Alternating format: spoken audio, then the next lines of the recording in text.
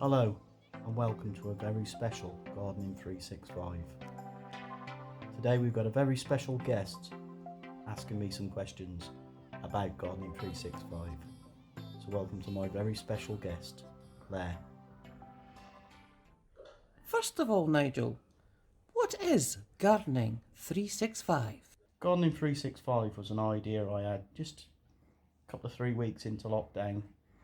And basically what it was a Facebook group that I wanted to start, and at the same time a YouTube channel, because my idea was to make weekly videos to share with everybody, just to show what I was doing and hopefully to inspire some of you guys to maybe try something different. So the Facebook page was started, and I know one of the greatest sort of things first of all was hitting 100 people, 100 members on there. But now I think we've just tipped over 800, so it really has grown and been really quite successful. The YouTube site is up and running and we're now up to 32 videos. What I would like is more viewers, but you know, maybe that will grow over a period of time. But the idea behind Gardening 365, the 365 is every day of the year.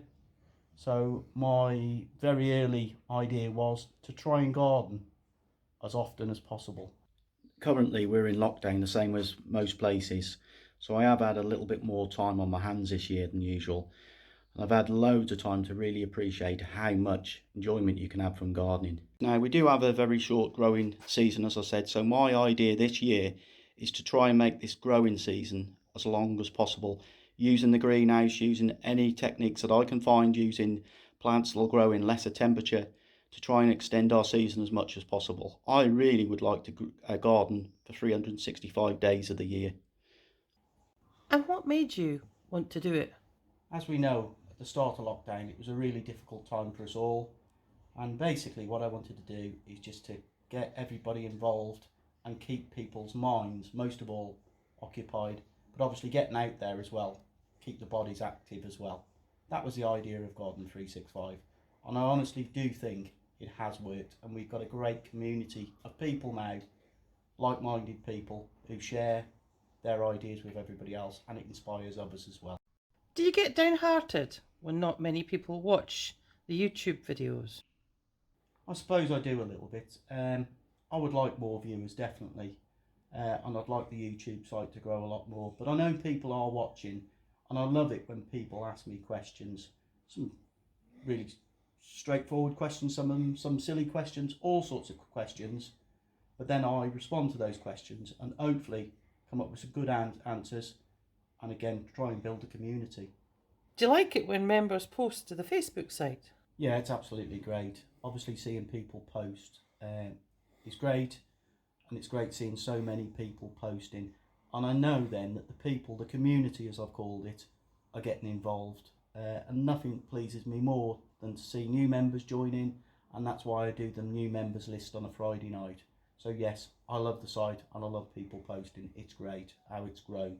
And I have to ask, do many things go wrong when you are filming? Do many things go wrong? Yeah, they do. I've got to be totally honest. The worst one is people getting tongue-tied, and already we've had 3 takes on one of these videos that I'm not going to show you. But what I am going to do now is show you a few of our outtakes. Some a lot more funny than others. Really windy today, but that doesn't stop us getting out in the garden. Today I'm cutting up and splitting a lalandi tree that we had by the fish pond. So I'm going to use a log splitter.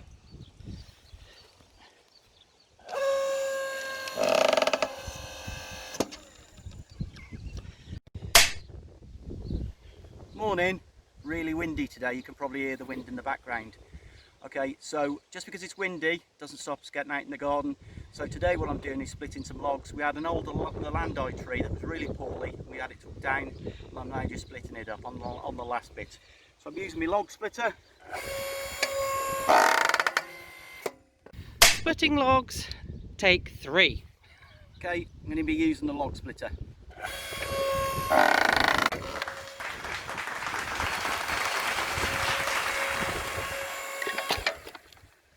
I'll be picking them after the first frosts and putting them in some vodka to make vodka gin, which is slightly different to sloe gin, because sloe gin's made with gin and vodka gin. Hang on, I've got it all mixed up. If you're interested in vodka gin,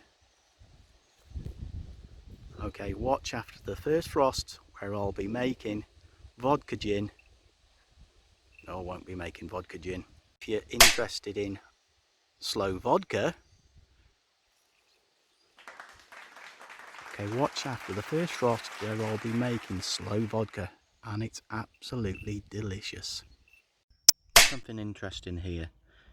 This is the raised bed area, and I just rotivated everything up the ground where we walk, okay, and just let the grass grow wild. What we'll do at some point, we'll start mowing that. What Claire's done, she's put graze on to kill all the weeds, and bit by bit all the weeds will die down and the grass will grow stronger. And it's pouring with rain. I'm going in.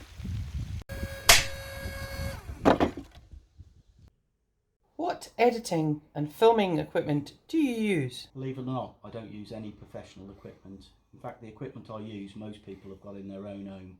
I use a Galaxy S10. Prop it up sometime for different camera angles, but honestly nothing more fancy than that. Regarding editing equipment, I've got a laptop, a few years old, and I use something called Movie Maker, and believe it or not, it's version 1, so the most basic of all video editing software, and because it's simple, I like it. And now we have a question from one of your people that are on Gardening 365, which is from Mr. Alan Colburn. What do you do with rhubarb when it has died back? Should you cover it up with anything or do something else? What to do with rhubarb? Now, like I've said on all of my videos, I'm not an expert. All I've had is a lot of experience. So I'm not gardening trained or anything like that. It's just what I've picked up over the years. Regarding rhubarb, what I would do, especially for the winter when it's dying back a little bit, cover it up with something. Now you could use some sort of mulch, compost, wood chip, anything like that, just to cover it up a little bit. Or if you haven't got anything like that, a piece of fleece. And another one is you can get an old bucket that's got no bottom in it and cover it up with that. The bucket is ideal because what that will do come the spring is force it up so you get early rhubarb. But like I say, I'm not an expert and I don't grow rhubarb. The reason why, because the rhubarb's rhubarb. So Nigel, we have to ask the question, where did you get your gardening knowledge from? Where did I get my knowledge from? It's come from many, many years. I sort of started gardening when I was young, with my dad helping him out. And for you guys who know me from Cressidge, it was Dennis. And Dennis was a fantastic gardener, and he used to garden because basically he come from a post-war family where growing vegetables was very, very important to put food on the table for the family. I used to love the big bit, the planting, the stuff like that. But things like weeding, it just drove me insane. Now my dad always used to say, I don't learn much, I don't learn anything at all. Reality is I learned loads. I think I chose sometimes to pretend that I wasn't learning. And then over the years, I put into practice what my dad had taught me. And I hopefully, bit by bit with experimenting, have become quite knowledgeable. But again, I would never call myself an expert. Comedy seems to be quite important in your videos. Why is that? I think comedy is important, to be quite honest. You've got to remember when we started doing Gardening 365, it was in the very early stages of lockdown. And anything I could do whatsoever to put a smile on somebody's face, I lied. Hasta la vida, baby. Now, I have got quite a unique humour. Some of you may have struggled with it at times, but hopefully, overall, you've enjoyed the humour. But what I will say, some of the videos, there's no humour in them whatsoever. Some there's lots in. The humour should come naturally. I don't try in the videos to make humour. Humour happens when it happens. And Nigel, last question. Is there anything else you would like to add for your Gardening 365 questions? Yeah, very much. The first thing I'd like to add is thank you ever so much for for everybody for supporting the Facebook site, the 800 plus members that we've got. Without you, everything wouldn't be possible. Also, thank you to everybody who's subscribed to YouTube so far. I would ask you, if you've got some time, just head along, watch one of the YouTube videos. If you do like them, please subscribe. And that brings me on to my very last thing now. I'd like to wish all of the members of our site a really, really happy Christmas and Merry New Year to you all. It's been a difficult year, but hopefully next year it's going to be even better. So thanks very much for your time today watching. And thumbs up